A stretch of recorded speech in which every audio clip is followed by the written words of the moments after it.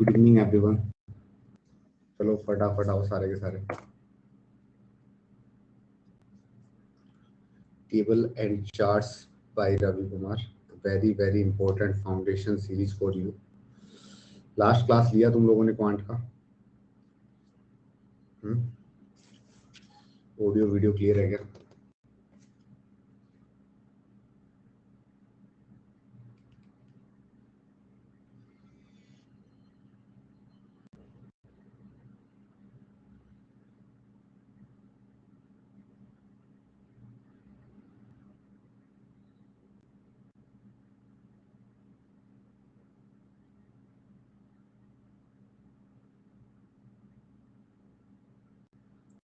सारे आओ।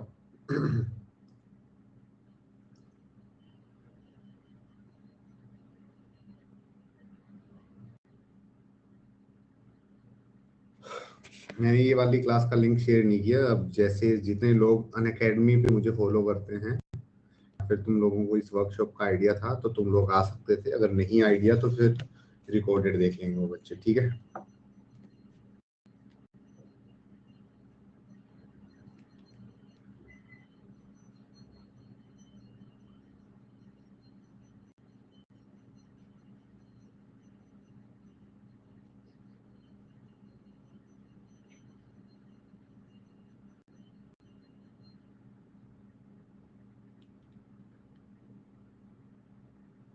Audio clear है सबको?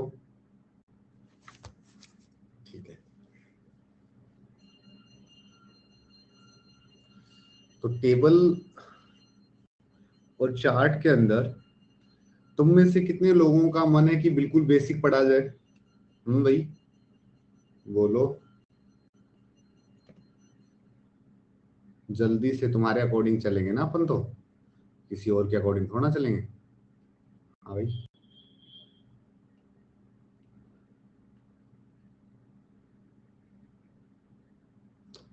ओके। तुम लोग अनअकैडमी प्लस पे तो सारी क्लासेस करते हो ना, या फिर मान लो कि वहां क्लासेस छोड़ रखी हो गई?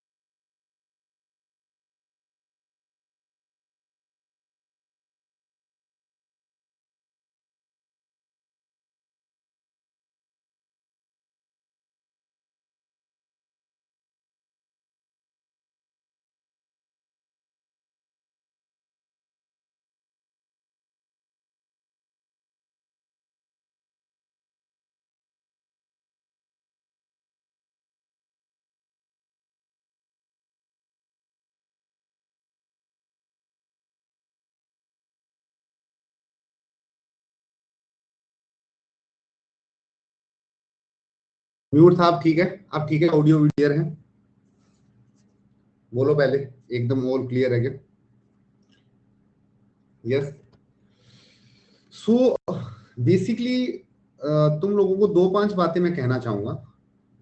कुछ ऐसे लोग जो मुझसे अनअकैडमी प्लस स्पेशल पे कहीं नहीं थे, सीधा इस वर्कशॉप में आए, वो एटलीस्ट मुझे बताओ, वो आए तो सो दैट मैं उस अकॉर्डिंग क्राउड कैसा है, किस वे में है, कि तुम पढ़ चुके हो, उस अकॉर्डिंग इस सेशन को कैरी ऑन करो। एक बड़े ही साफ मैनर में मैं तुम्हें बता देता हूँ कि जो ट्रेंड चेंज हुआ है तुम लोगों के LRDI का, आजकल ना तो डायरेक्ट DI आता ना डायरेक्ट LR आता, ठीक है? मैं ये सारा डाटा जो तुम लोगों को बोल रहा हूं, ये 2017 टू लेके 2022 के बिहार बोल रहा हूँ, राइट एवरीवन? ये जो लास्ट 5 ईयर के जो पेपर्स हैं उसके बिहाफ पे बता रहा हूं कि अब ट्रेंड चेंज हो चुका है। तुम्हारा जो आता है वो आता है LR बेस्ड DI, ठीक है, LR प्लस DI का डेडली कॉम्बिनेशन। तुम्हें क्या लगता है कि तुम्हें इस प्रिपरेशन को स्टार्ट करने से पहले लास्ट ईयर हुए पेपर के बारे में जान लेना चाहिए क्या? बोलो। लास्ट ईयर, मैं सारे सालों की बात नहीं कर रहा, वो तो बाद में करेंगे। लास्ट ईयर कैट का एक एग्जाम हुआ था, राइट? कैट 22 हुआ था। मैं बहुत जेन्युइन टॉक करूंगा अगले 1 घंटे तक, तुम्हें उन पे एग्री डिसएग्री करना है, ठीक है? उस 22 में there is a 3 slot, right everyone? 3 slot थे और ईच स्लॉट के अंदर 4 सेट थे। 4 into 3 कितना हुआ? 4 into 3 कितना हुआ? टोटल 12 सेट तुम्हें लास्ट ईयर के मिल जाएंगे। तो क्या ये एक क्विक एनालिसिस नहीं होगा कि वहां से तुम्हें level of thinking, level of set पता चल जाए? एक बात बताओ कि तुम लोग फर्स्ट टाइम कैट की प्रिपरेशन कर रहे हो तो तुम्हें क्या ये जानने का हक नहीं है कि कैट 23 का जो LRDA का पेपर आने वाला है उसका एटलीस्ट लेवल क्या होगा?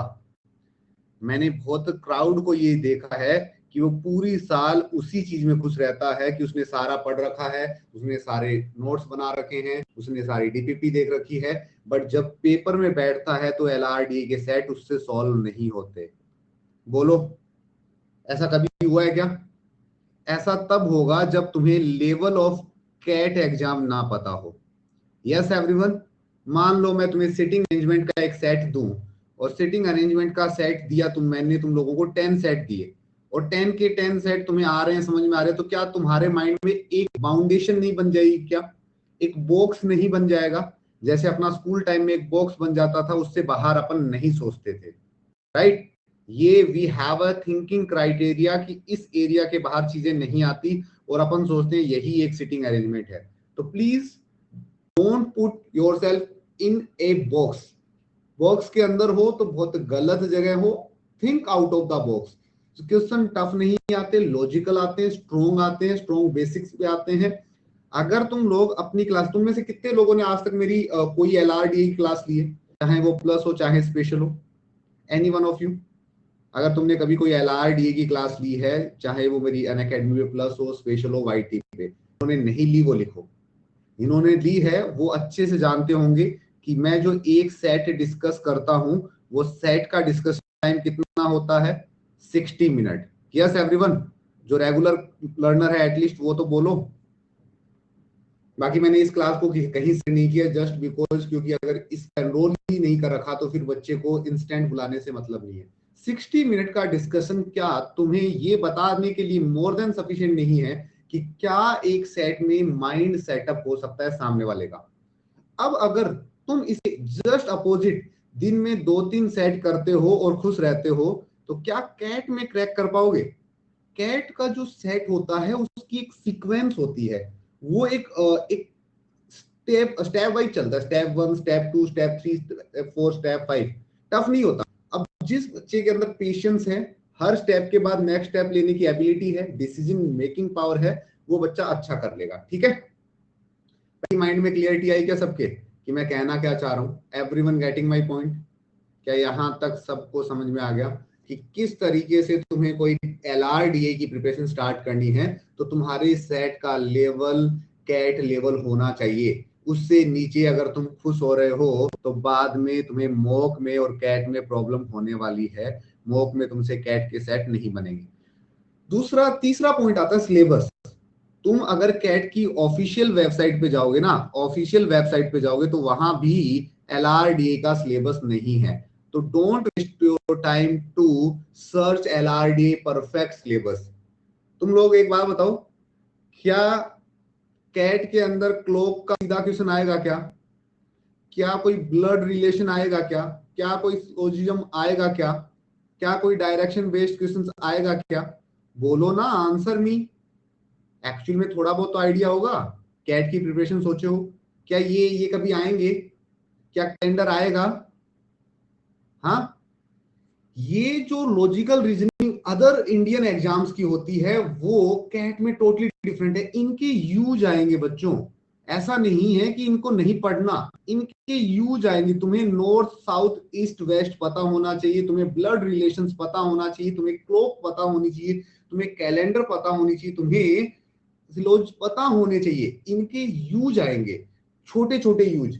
हो सकता है तुम्हें डेट काउंट करने के लिए बोल दे, हो सकता है तुम्हें टाइम के बीच में एंगल के लिए बोल दे। इसलिए जो LRDI तुम लोगों का कैट के क्वेश्चन में होता है वो सबका डेडली कॉम्बिनेशन होता है। दूसरा, क्या DI कैलकुलेटिव आती है क्या? जब तुम्हें पता है कि डेटा इंटरप्रिटेशन एक 40 मिनट का पेपर है, क्या DI कैलकुलेटेड आती है? What you think, just tell me what you think कि DI किस लेवल का कैलकुलेशन? अगर कैलकुलेशन के पॉइंट ऑफ व्यू से देखा जाए तो सबसे ज्यादा कैलकुलेटिव DI बैंक PO के मेंस एग्जाम आती है। कैट से भी हाई लेवल की आती है बैंक PO के मेंस में। ठीक है, तो अपना ज्यादा टाइम वेस्ट इस पे ना करें कि बहुत हाई कैलकुलेशन सेट ट्राई कर रहे हो, दिन में 2-2 घंटे खराब कर रहे हो। नहीं, तुम्हारी कैलकुलेशन वेल गुड होनी चाहिए। अगर ज्यादा हाई लेवल की कैलकुलेशन है तो you can use calculator, but मैं तुम्हें इस लेवल पे ट्रेंड कर दूंगा कि तुम्हें कैलकुलेटर की यूज ना करनी पड़े। ठीक है। तीसरी चीज, तुम्हें क्या टूल्स, अब मान लो तुम्हारा गाड़ी का टायर पंक्चर हो गया, तो क्या तुम्हारे टैलेंटेड होने से टायर ठीक हो जाएगा? एवरीवन टॉक टू मी, अपना रिप्लाई करो। तुम्हारा गाड़ी का एक टायर पंक्चर हो गया, तुम्हारे पास करोड़ों पैसे हैं, तुम अंबानी हो, ठीक है, तुम्हारे पास बहुत दिमाग है, तुम स्टाइन हो, क्या तुम्हारा टायर ठीक हो सकता है? Is it possible? नहीं सर। जब तक हमारे पास टूल नहीं होंगे या फिर ऐसा कोई बंदा नहीं होगा जिसके पास वो टूल ना हो। यस, तो DI स्टार्ट करने से पहले you have a sufficient knowledge of percentage. कितने लोगों का परसेंटेज ठीक ठाक है, उसको समझ में आता है ये परसेंटेज है, ये परसेंटेज ग्रोथ है, लेस है, अपर है, डाउन है? बोलो। तुम्हें सफिशिएंट नॉलेज होती है परसेंटेज की। You have a sufficient knowledge of ratio, right everyone? you have a sufficient knowledge of average, you have a sufficient knowledge of profit and loss भी कई बार डाल देता है, और कई बार सिंपल एंड कंपाउंड इंटरेस्ट का भी मिक्सचर वो लगा देता है। क्या ये सब टॉपिक्स तुम्हारे क्लियर हैं? पहले बोलो ना, मैं तभी DI स्टार्ट करूंगा। ये सारे सब टॉपिक पहले टूल हैं। अगर ये टूल्स नहीं आते तो इसके बिना डायरेक्ट DI में घुसोगे, कॉन्फिडेंस आने में काफी टाइम वेस्ट हो जाएगा। क्या तुम टूल रेडी करना चाहते हो? तो अगर तुम ये टूल रेडी करना चाहते हो तो एक सीक्वेंस में इस मंडे से मैं पहले इन टूल्स पे काम करूंगा, राइट? जो लोग इस साल अच्छा करना चाहते हैं LRD, उनके टूल्स पे काम किया जाएगा। Percentage, ratio, average, profit and loss, simple and compound interest, जो तुम्हारे क्वांटिटी एप्टीट्यूड में तो काम आएंगे ही आएंगे, प्लस DI में भी काम आएंगे। इतना प्रूफ समझ में आया? अब DI के छोटे मोटे सिलेबस की बात कर लेते हैं। सबसे पहले आता है टेबल। यस बच्चों, टेबल में तुम्हें या तो टेबल बना बनाया मिलेगा, या टेबल बनाना पड़ सकता है, या फिर टेबल के अंदर मिसिंग डाटा हो सकता है। अरे सबको चीजें समझ में आ रही है क्या? मिसिंग डाटा हो सकता है। टेबल, टेबल के बाद आता है बार ग्राफ। ठीक है, जो तुम लोग क्रिकेट मैच में ऐसे बार ग्राफ देखते हो ना, जिगजैग बने हुए, वो आते हैं बार ग्राफ। कुछ ऐसे बने हुए देखे हैं क्या तुम लोगों ने? ऐसा सा बना हुआ आता है एक मैच में, यहाँ पे कुछ व्हाइट व्हाइट होता है, इसका मतलब विकेट डाउन हो गया, ऐसे ना, कुछ ऐसे ऐसे बार बने होते हैं। इसके बाद आता है line graph. That's very important part of your journey. Line graph, ये दोनों एक दूसरे के सिनोनिम्स टाइप से है, कुछ बस रिप्रेजेंटेशन टोटली डिफरेंट है, बस, है ना? इनको रिप्रेजेंट करने का तरीका अलग है, बाकी दोनों का काम एक ही है। तुम लोगों में से किसी को पता है क्या, हमेशा कोई सब्जेक्ट क्रैक करने से पहले खुद से बात करो कि सर जब टेबल थी तो इसकी जरूरत कहां पड़ी? बताओ ना बच्चों। टेबल थी तो बार ग्राफ की, लाइन ग्राफ की, इसके बाद पाई चार्ट की जरूरत क्यों पड़ी? कोई मुझे रिप्लाई करेगा क्या? या फिर अदर जितने भी होते हैं सब कुछ? एवरीवन, कोई भी चीज क्रैक करने से पहले उसके अंदर की बातें जान लेनी चाहिए। टेबल का मतलब है कोई डाटा बहुत लेंथी वे में है। बार का मतलब एक अच्छा रिप्रेजेंटेशन जिसे देखते ही पता चल जाए। क्या इस लाइन ग्राफ को देखते ही पता चल गया क्या यहाँ पे ग्रोथ हुआ है, यहाँ पे ग्रोथ नहीं हुआ, यहाँ ग्रोथ हुआ है, यहाँ ग्रोथ नहीं हुआ, यहाँ ग्रोथ हुआ है, यहाँ ग्रोथ नहीं हुआ, यहाँ ग्रोथ हुआ है? कोई चीज को रिप्रेजेंट करने के वे से तुम्हें ये हेल्प हो जाती है कि तुम कितना जल्दी आंसर कर रहे हो। सब नहीं समझे क्या? अब टेबल में मैं कोई रैंडम डाटा लिख दूं, क्या सिर्फ डाटा देख के तुम उसका ग्रोथ डिसाइड कर सकते हो क्या विदाउट कैलकुलेशन? नहीं ना।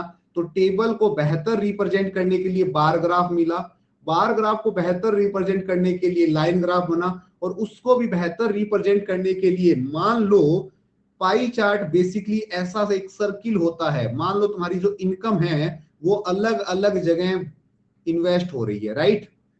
कुछ पार्ट तुम्हारा एजुकेशन पे जा रहा है तुम्हारी फैमिली के, कुछ तुम्हारे फूड में जा रहा है, कुछ तुम्हारा एक्सपेंस है, और कुछ तुम्हारे फ्यूल में जा रहा है, और कुछ तुम्हारी सेविंग है। तो क्या ये बेहतर रिप्रेजेंटेशन है बच्चों? किसी एक चीज को डिफरेंट डिफरेंट वे में प्रेजेंट करने का ये बेहतर रिप्रेजेंटेशन है, इसीलिए इतना कुछ बना। और इसके अलावा जो अदर्स आते हैं वो भी अलग अलग चीज को रिप्रेजेंट के लिए बने होते हैं। जैसे रेडार ग्राफ होता है, कुछ कुछ ऐसा देखा होगा तुम लोगों ने।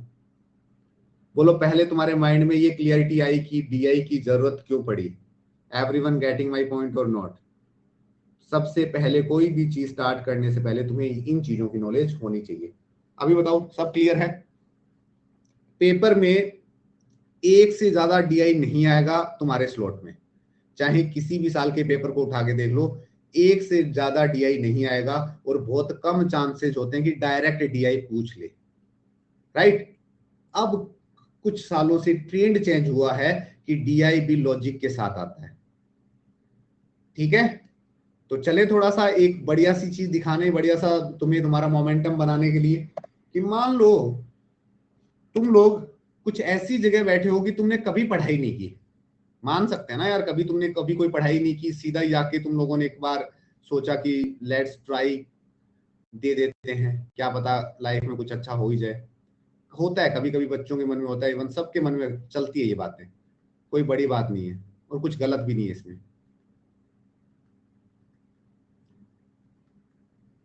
उसी चीज को थोड़ा सा बूस्ट अप करने के लिए मैं आ रहा हूँ। Wait a moment. चलो रेडी? सब रेडी हो? ठीक है। Reasoning based DI, that's very very important. DILR for CAT 23। Let's start. 2 minute hold रखना सारे, मैं दिखा देता हूँ कि कहाँ तक अपन जाएंगे। अपन यहाँ तक जाएंगे, इनमें से जितने सेट हो जाएंगे वो ठीक है, बाद में बाकी कैरी ऑन करेंगे। अब मान लो ये तुमने सुबह न्यूज़पेपर पढ़ते टाइम तुम्हारी स्क्रीन पे था, यस? क्या तुम इसे पढ़ोगे? मान लो तुमने सुबह सुबह न्यूज़पेपर ऑन किया, तुम्हारी स्क्रीन पे ये था।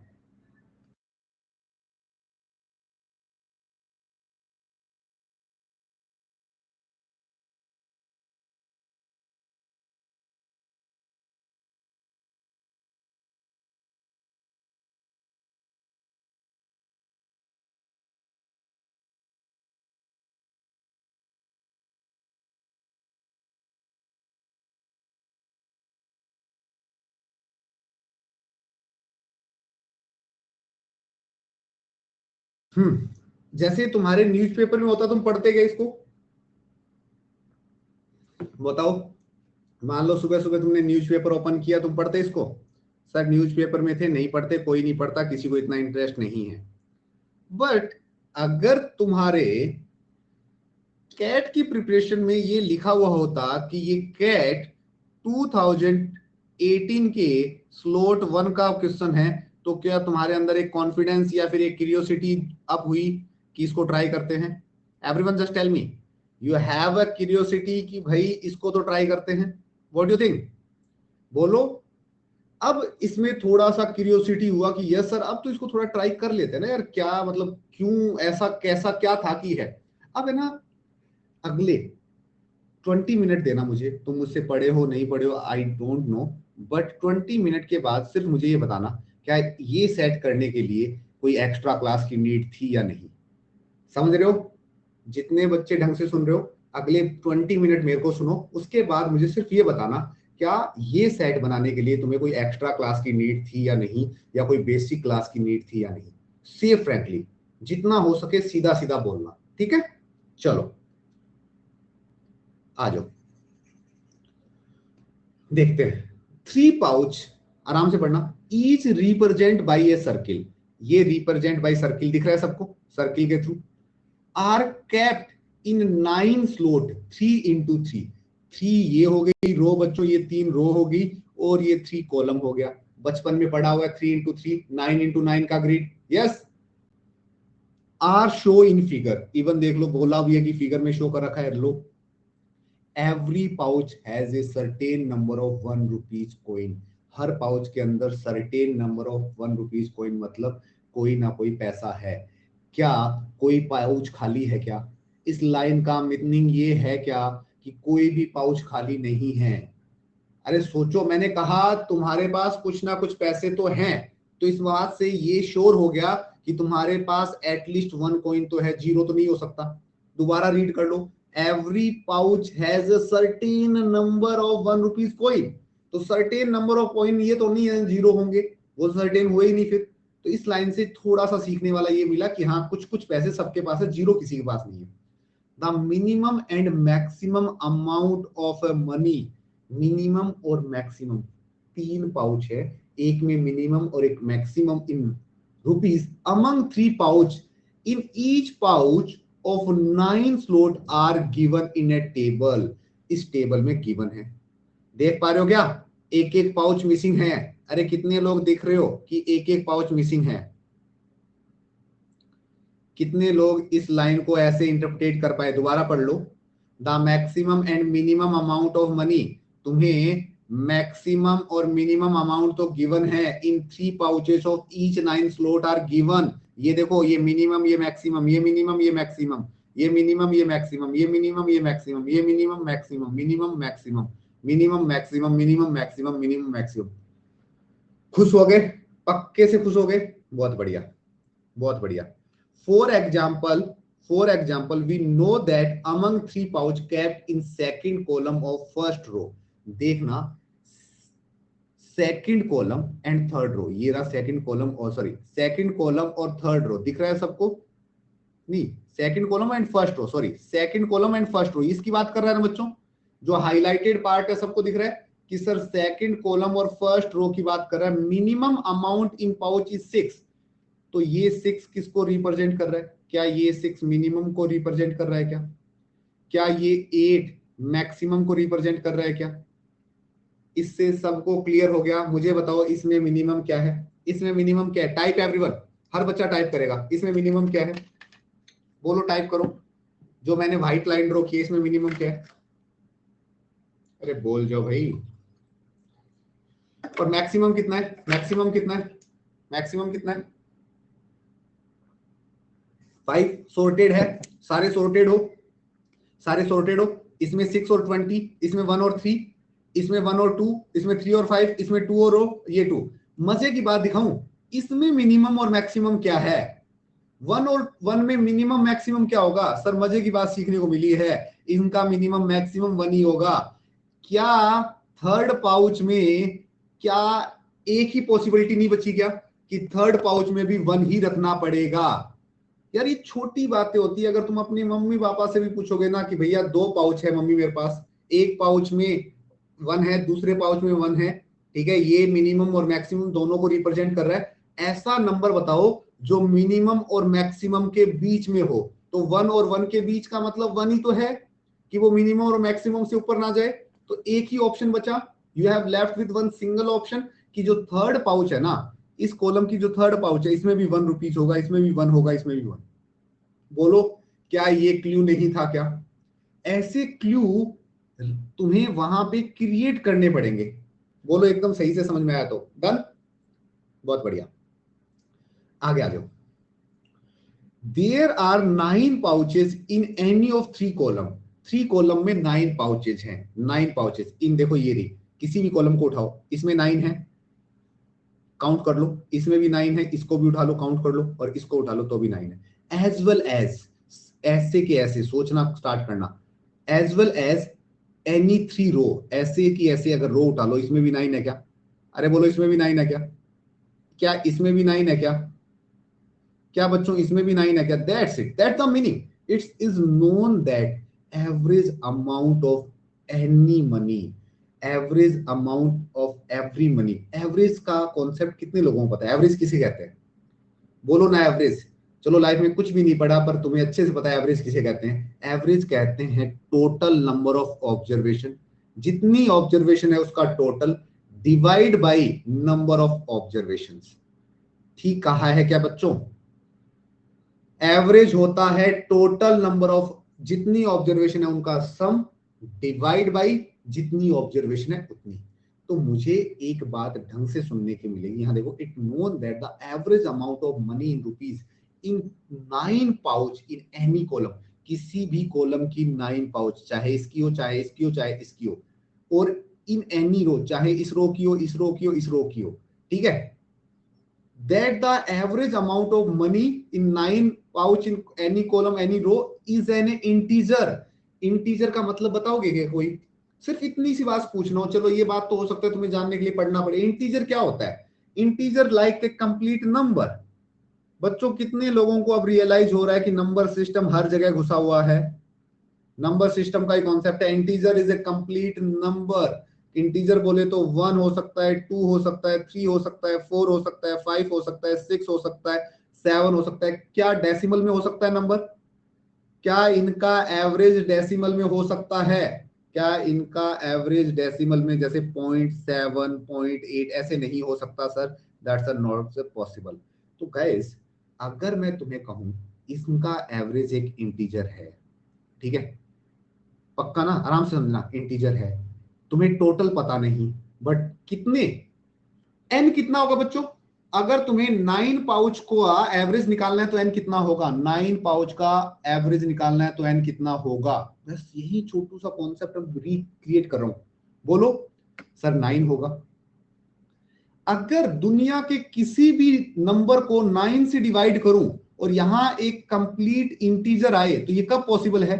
हितेश ये कब पॉसिबल है मेरे भाई? ये कब पॉसिबल है? जब एन एन 9 का मल्टीपल हो, एन 9 का मल्टीपल हो, या तो खुद 9 हो या 18 हो या 27 हो, सो ऑन। क्या सबको कॉन्सेप्ट क्लियरेंस आया क्या? इन्हीं नंबर को जब मैं 9 से डिवाइड करूंगा तब एक कंप्लीट नंबर बैठता है। बोलो एकदम अच्छे से समझ में आ रहा है क्या? बोलो ये बात समझ में आ रही है क्या? सबको क्लियर है क्या? है ना? कहने का मतलब क्या हुआ? जो कोइन का सम है वो 9 का मल्टीपल आएगा। यही इस क्वेश्चन का बैकबोन था, यही इस क्वेश्चन का बैकबोन था। बस इतना स्मूथ वे से पढ़ लो, क्लियर हो जाएगा, खत्म। यहां 1 आएगा, मैंने पता कर लिया। इन सब का सम कितना आएगा? कैन यू टेल मी, इन सब का सम कितना आएगा? सर इन सब का सम 9 का मल्टीपल होना चाहिए। यही तो पढ़ाया इतनी देर से, यही तो पढ़ाया है कि हर कॉलम और हर रो का जो सम है वो 9 का मल्टीपल होना चाहिए। मजा आया ये बात जान के? अगर मैं इसका पूछूं तो बच्चों, इसका पूछूं तो इसका भी टोटल जो सम है सर वो भी 9 का मल्टीपल होना चाहिए। होप सो क्लियर है। आगे आओ। It is known that total amount in money kept 3 pouch in first column, that the first column and third row is 4। इनका टोटल 4 है तो यहां कितना आएगा? इस पूरी रो और कॉलम का सम 4 है तो यहां कितना आएगा सर? ऑलरेडी 1 + 2 3 हो चुका है, यहां 1 आएगा। क्या ये डायरेक्ट पॉइंट था? अब बोलो तुम, कुछ भी ऐसा था जिसके लिए तुम्हें एक्स्ट्रा क्लास की नीड है तो बताओ। एक जनरल नॉलेज, एक 10th स्टैंडर्ड की नॉलेज, एक 12th स्टैंडर्ड की नॉलेज, एक ग्रेजुएशन नॉलेज पे क्या तुम ये सेट क्रैक कर सकते हो? इवन कोई भी सेट क्रैक कर सकते हो, बेशर्ते तुमने प्रैक्टिस कर रखी है 200 सेटों की, और वो हम लाइव करवाएंगे और मैं करवा भी रहा हूं, तुम्हें अच्छे से पता है। बोलो क्लियर? आ जाओ। अब सम करना बच्चों, 2 + 4 कितना होगा? यहां भी खाली है यहां भी खाली है, 2 + 4 कितना होगा सर? 6। 6 + 8 कितना होगा बच्चों? अगर तुम 6 + 8 करोगे 14, 14 + 4 कितना होगा बच्चों? 18। क्या 18, क्या 18 9 का मल्टीपल है? फोकस्ड ऑन स्क्रीन, क्या 18 9 का मल्टीपल है? डेफिनेटली है। बट अगर तुम 18 ले लोगे तो यहां तुम्हें 0 देना पड़ेगा। अरे इन दोनों जगह 0 देना पड़ेगा ना? क्या ये पॉसिबल टास्क है? नहीं सर, साफ साफ बोला है certain number of 1 rupees coin चाहिए, तो आप यहां 0 नहीं दे सकते। तो 18 के जस्ट बाद में अगला नंबर क्या आएगा बच्चों? अगला नंबर क्या आएगा सर? अगला नंबर है 27। जो 9 का मल्टीपल है। 9 का 18 के बाद अगला मल्टीपल है 27, और 27 तक पहुंचने के लिए कितना सम और चाहिए सर? 9 सम और चाहिए। तो यहाँ पे तुम लोग क्या मुझे बता सकते हो सबसे छोटू नंबर क्या आ सकता है? 2 4 के कॉलम में सबसे छोटू नंबर क्या है? सबसे छोटू नंबर 2 है और सबसे बड़ा नंबर 4 है। इससे ज्यादा वेरिएशन क्रिएट नहीं कर सकते आप। सेम चीज 3 और 5 के साथ है। सबसे छोटू नंबर 3 है और सबसे बड़ू नंबर 5 है। एग्री हो कि नहीं हो बच्चों? एग्री हो इस बात से? सर डेफिनेटली एग्री है। तो गाइस 9 का सम क्रिएट करने की कोशिश करो। तो क्या 9 को मैं 4 + 5 लिख सकता हूं? इजी टू अंडरस्टैंड सर, कुछ भी नहीं है। आप इसे 4 + 5 लिख लीजिए। क्या इसके अलावा कोई और पॉसिबिलिटी है? इसके अलावा तुम कुछ और लिख ही नहीं सकते। सोचो खुद से, सब कॉन्शियस माइंड में सोच के देखो, तुम्हें आइडिया लग जाएगा सर सही कह रहे थे कि हाँ यार, और तो कुछ सोच ही नहीं सकता मैं। मैक्सिमम 5 भी डाल सकते हैं। क्यों? बोलो तुम क्या कह रहे हो? हितेश, मैंने एक ऑप्शन डाला तुम्हारे सामने कि सर इसको 4 ले लेता हूं, इसको 5। इसके अलावा ऑप्शन बताओ क्या डालूं मैं? बोलो, क्या मैं इसके अलावा और कुछ डाल सकता हूं? Hitesh, can you tell me? बोलो हितेश, बोलो बोलो बोलो, कैसे डाल सकते हो? जो तुम्हारे ऑलरेडी फिल्ड अप है ना मेरे भाई, जो तुम्हारा ऑलरेडी फिल्ड अप है ना, ये ऑलरेडी फिल है, ये तुम्हारा मैक्सिमा और मिनिमा है। मैंने चिल्ला चिल्ला के स्कीम बताई थी कि ये ऑलरेडी मिनिमम है, ये मैक्सिमम है। इसके बराबर जा सकते हो, इससे ऊपर नहीं जा सकते। ये मेंशन है अच्छे से, ये अच्छे से मेंशन है, the minimum and maximum amount of money among 3 pouch of each 9 slot are given in a table.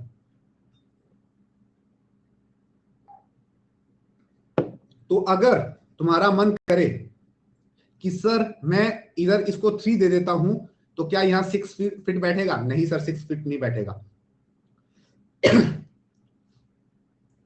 हाँ बस, मतलब समझ में आ गया ना? तो यहाँ पे फिक्स है सर, ये 4 आएगा और ये 5 आएगा। कितने लोग इतना समझ पा रहे हैं?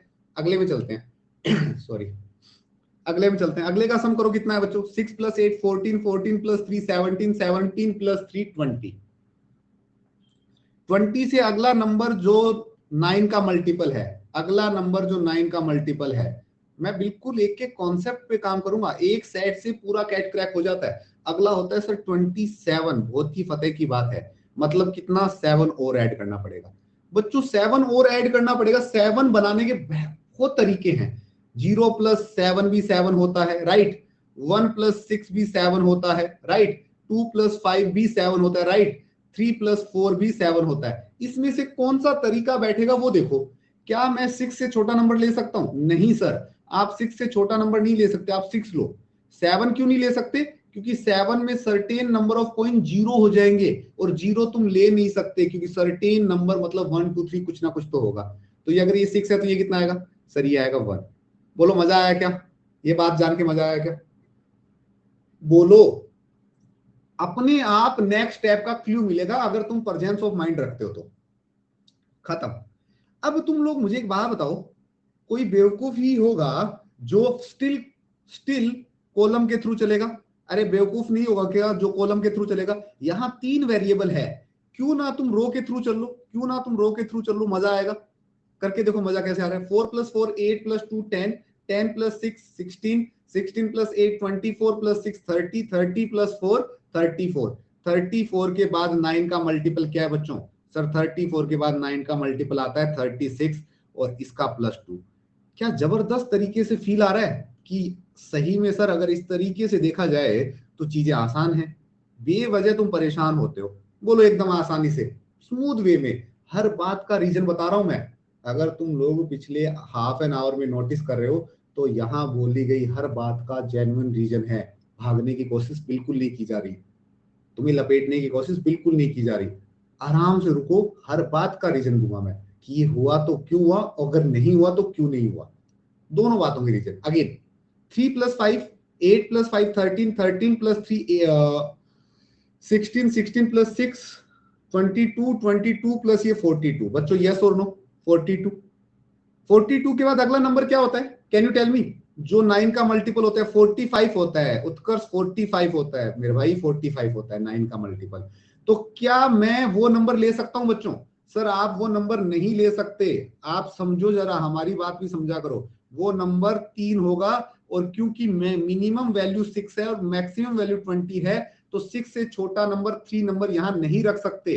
दैट्स वाई ये केस फेल हो गया। तो नेक्स्ट अगला नंबर बताओ बच्चों, इससे अगला नंबर बताना। सर इससे अगला नंबर होता है 54। आओ बताओ, समझ में आई क्या बात? सर 54 अगर अगला नंबर है तो 3 के बाद कितना सर 9 और ऐड करूंगा, 9 प्लस 3 होता है सर 12। तो क्या मैं 12 रख सकता हूं? क्या मैं 12 रख सकता हूं? सर आप कैसे रुके 12 पे? आगे क्यों चेक नहीं किया सर आपने? 63 भी तो होता है, नहीं क्या बच्चों? क्या 63 नहीं होता? होता है सर, चेक करना चाहिए, कैट एस्पिरेंट को चेक करना चाहिए, बहुत जरूरी है। यहां पे भी 9 ऐड करो, तो 9 प्लस 9 12 होगा, 12 प्लस 3 कितना हो जाएगा बच्चों? बोलो सर, 9 इंटू 9 18 प्लस 3 21। क्या मैं यहाँ 21 डाल सकता हूं? सर 21 मैक्सिमम वैल्यू से ऊपर चला जाएगा, दैट्स वाई आपने नहीं लिया। कहा था ना, जो बात स्क्रीन पे लिखूंगा उसका रीजन बताऊंगा क्यों नहीं लिख रहा। सबको दावे से बात समझ में आ रही है? होप सो इस क्लास का बच्चा बच्चा ये समझ पा रहा है कि किस वजह से कौन सी चीज लिखी जा रही है, और फील भी आ रहा है क्या? तुम कैट लेवल का सेट कर रहे हो लाइव, जिसके अंदर तुम्हें और कोई चीज की कॉन्सेप्ट की जरूरत नहीं है, जस्ट पेशेंस की जरूरत है और एक अच्छे एक्सप्लेनेशन की जरूरत है, जो तुम्हें कॉन्फिडेंट फील करवाए कि तुम कैट का एलआरडी क्रैक कर सकते हो। 1 plus 3 4 plus 2 6 6 plus 6 12 12 plus 12 24 plus 24 20 34 44 44 और 7 कितना होगा? 44 और 7 होगा 51। 51 के बाद अगला नंबर क्या आता है बच्चों? सर यहां देखूं तो 51 के जस्ट बाद में अगला नंबर आता है 54। खत्म कह दिया। 54 कितने? 3। सर आगे चेक करने की जरूरत है? सर चेक करने की भी जरूरत नहीं है, यहां लिख दो 3। क्या पूरा टेबल फिल हो गया? मजा आया एकदम? अब बताओ तुम लोग, स्ट्रेट फॉरवर्ड बताओ, क्या इसके लिए कितनी एक्स्ट्रा क्लास चाहिए तुम्हें? इस सेट को सोल्व करने के लिए कितनी एक्स्ट्रा क्लास, कितनी एक्स्ट्रा टैलेंट की नीड है? कोई एक्स्ट्रा टैलेंट की जरूरत नहीं है, पेशेंस चाहिए और एक प्रेजेंस ऑफ माइंड चाहिए। सर कॉलम 2 में 7 को 5 और 2 कर सकते हैं क्या? 5 और 2 नहीं कर सकते। क्यों नहीं कर सकते शाबाश? जैसे ही ये तुम 5 और 2 वाला फंडा कह रहे हो, जैसे ही तुम 5 करोगे तो ये 5 6 से छोटा हो जाएगा ना मेरे भाई, ये 5 6 से छोटा हो जाएगा ना, तो तुम कर ही नहीं सकते। तुम या तो 6 कर सकते थे या 7 कर सकते थे। तो यहां अगर तुम 6 करते हो तो यहाँ 1 आता है, अगर तुम यहाँ 7 कर दोगे तो नीचे 0 आ जाएगा, जो पॉसिबल केस नहीं है शाबाश, ये 0 पॉसिबल केस नहीं है। ठीक है मेरे भाई? ठीक है, चलो अब आ जाओ अगली अगले लाइन पे। मजा अब आएगा क्वेश्चन सॉल्व करने में। कोई बात नहीं, रटना थोड़ा है, भूल गया था। अरे 10th स्टैंडर्ड का एग्जाम नहीं है, रटना कुछ भी नहीं है। हर बात का लॉजिक होता है, हर बात का वजह होती है। वो अलग बात है कि कुछ वजह अपन देखना नहीं चाहते। What is the total amount of money in rupees? Rupees में कितनी अमाउंट है in the 3 pouch kept in first column and second row? First column and second row, इसकी बात कर रहा था। ये क्वेश्चन पूछा है, बताओ बच्चों क्या आंसर टाइप करूं मैं वहां पे? थीटा क्वेश्चन है, तुम्हें आंसर वहां टाइप करना रहेगा सर 3 प्लस 5 प्लस 5 13। बताओ कितने लोग आज थोड़ा बेटर फील कर रहे हैं, कॉन्फिडेंट फील कर रहे हैं और ऐसा कर रहे हैं कि हाँ कर सकते हैं। जो लोग थोड़ी देर पहले लो फील कर रहे थे, वो ऐसा लग रहा है कैसे करेंगे, ये टफ आता है। नहीं आता, मैं कह रहा हूं ना, मैं कर सकता हूं, कोई भी कर सकता है। खत्म। आगे आ जाओ, फील कॉन्फिडेंट है, डरा मत करो। 10 में से 5 चीज नहीं आती, कोई दिक्कत नहीं है। तुम उन 5 चीजों का अफसोस मत करो, तुम अफसोस करो, अगर तुम सेलिब्रेट करना चाहते हो तो उन 5 चीजों को सेलिब्रेट करो जो तुम्हें आती हैं। That's the real meaning of life. अगर वो करोगे तो क्रैक कर जाओगे, कोई नहीं रोकेगा। How many pouches contain exactly 1 coin? कितनी पाउचेस हैं जो 1 रुपए का कॉइन रखती हैं? काउंट कर लो भैया, अपने हाथ में है। सर 1 2 3 4 5 6 7 8 9 8 ही है क्या? मैं ज्यादा कर गया क्या? 1 2 3 4 5 6 7 8 8 सही है। Superior, you are right, 8। ठीक कह रहा हूं क्या? Yes, 8 is the right answer. Again, what is the number of slots? What is the number of slot of which average amount of 3 pouch is average amount of its 3 pouch is an integer? ये कब हो सकता है बच्चों? किसी भी slot में 3 pouch होती है, यस ये 3 पाउच होती है ना, इन पाउच का एवरेज वैल्यू इंटीजर कब हो सकता है? बोलो सारे के सारे। कॉन्सेप्ट अभी सिखाया था सर, जब इनका सम क्या हो, जब इनका सम 3 का मल्टीपल हो, तभी तो ये 3 से डिवाइड होके एक इंटीजर वैल्यू देंगी। बोलो यस और नो। तो तुम्हें ये सारे कॉलम चेक करने थे, अगर तुम फिल करवा सकते हो तो बड़ा फिल करवाओ, तो या पीछे जाके चेक कर ले, पीछे जाके चेक कर लेते हैं। क्या ये 3 का मल्टीपल है? 4 + 4 + 2 10 नहीं है सर। 5 5 10 13 नहीं है सर। 4 नहीं है सर। 6 6 14 + 8 22 नहीं है। ये वाला है एक, तो ये है, ये भी नहीं है, ये है, 2 हो गए, और ये हो गया सर 32 38, ये भी नहीं है, और ये हो गया सर 8 और 2 10, 2 ही है। 2 ही दिखे मुझे बच्चों, 2 ही है, बस खत्म, 2 ही है। अगर यहां पे तुम लोगों से पूछ लेता कि वो कौन से 2 है तो बता सकते थे क्या? वो कौन से 2 है बता सकते थे क्या? सर एक ये था और एक ये था। सर बता सकते थे, वो है कॉलम 2 और रो 2, और वो है कॉलम 3 और रो 1। मजा आ रहा है क्या जान के? कितने लोगों को पहली बार LRDI का DI पार्ट इंटरेस्टिंग लग रहा है?